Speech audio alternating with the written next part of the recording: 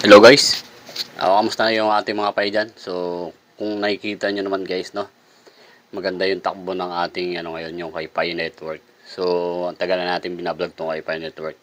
So, since 2021 siguro nag-start na tayo dito mag-vlog. So, ngayon guys, malaking bagay na to kasi ang dati yung 2023, siguro nagkakabentahan lang dati ng 20 pesos. So, hindi naman masama ako nagbenta dati. So, ano yan, siguro kung nakapagbenta kayo dati noon, okay lang yun kasi kailangan nyo eh. So, ito yung guys yung sasabihin natin ngayon guys, kung bakit maganda yung takbo ng Pi Network ngayon guys. Kasi, unang-una, na siya, meron na siyang trading platform na merong tumanggap ba na pwedeng i-cash out yung kanya para naging third party. So, pumayag din siguro dun si Pi Network na na makash out yung ating mga Pi token. So, kung hindi kasi nila, kung wala sila nung kinalaman yung ang Pi Network. So, hindi natin may ibebenta yung ating o hindi natin may i-connect yung ating mga wallet sa ibang platform. So, ngayon na siya, connect na yung wallet to wallet sa ibang platform kay OKX. Okay na okay mag-monitoring. So, hindi siya yung talaga, yung price talaga nito na project ni Pi Network. So, meron talaga siyang target na na gustong maabot talaga ng Pi Network. So, siguro pumayag na rin ang Pi Network na uh, pwedeng i-trade itong Pi Network kasi alam naman natin guys na marami talagang traders dito sa mundo ng crypto, lalo na itong Pi Network na gustong-gusto na nilang may cash out. Almost 6 years talaga na tumagal bago ma-cash out. So, hindi na masama guys, starting ng $2. Kasi almost yung ibang mga tokens, so ang bababa, 0.000 something ganyan, no? $1. So, ito guys, nag-start agad to $2. Kung mapapansin nyo guys, dati yung Bitcoin, so nag-start lang din siya sa $0.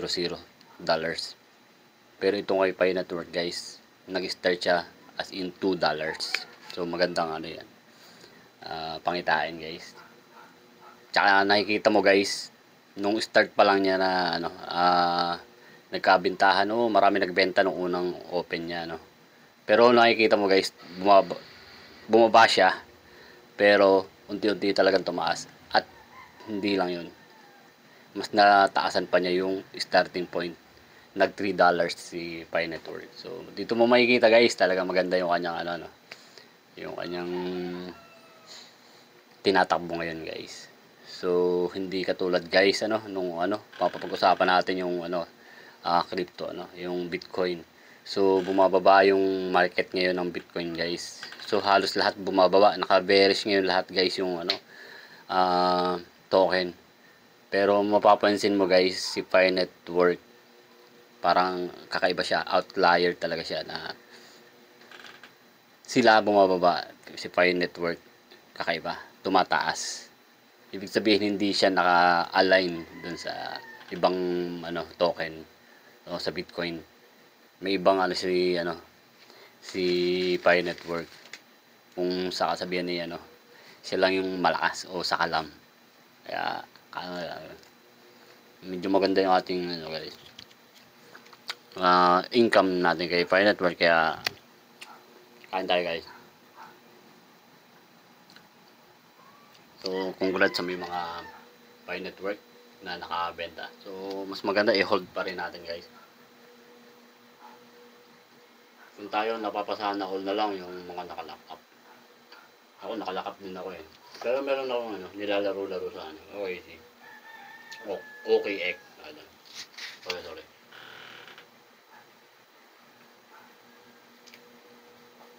Yung 194 natin na Pi Network. So, kumita rin siya guys. Malaki yung kumita natin guys. Umabot din siya na almost 20.